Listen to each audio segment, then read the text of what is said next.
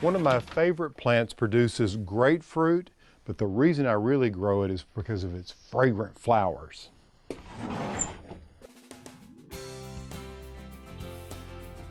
I have to tell you, my little greenhouse is one of my favorite places to be during the late winter and early spring, and for the very reason that some of my citrus trees are blooming. I love growing lemons, and particularly Myers lemons. It's crossed with orange, so it's rounder and it's got a thinner skin like an orange. I so wish you could smell how fragrant these are.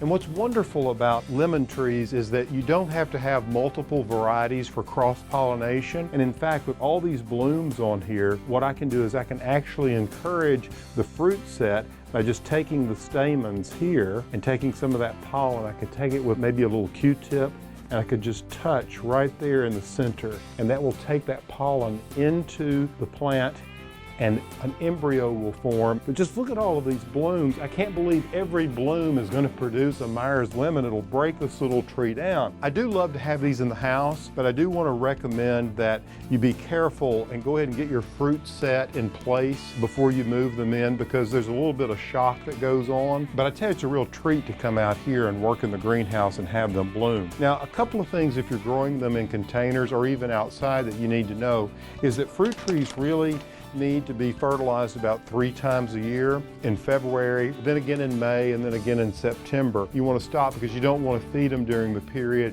that they're not really in a growth cycle. So as we move into fall and we move into winter, we sort of back off of the feeding. And what you want to do is you want to feed them with a fertilizer that's blended for citrus. And one of the things that they really need, they need a slightly acidic soil. And for these plants, what I like to do each time I fertilize them, I'll just take about a half a cup and sprinkle around each one of them in these containers. What I'm trying to do is really make sure there's plenty of food there, because it takes a lot of energy for a plant to produce this many blooms. And what I'd like to do is get to sort of the level of color you see here.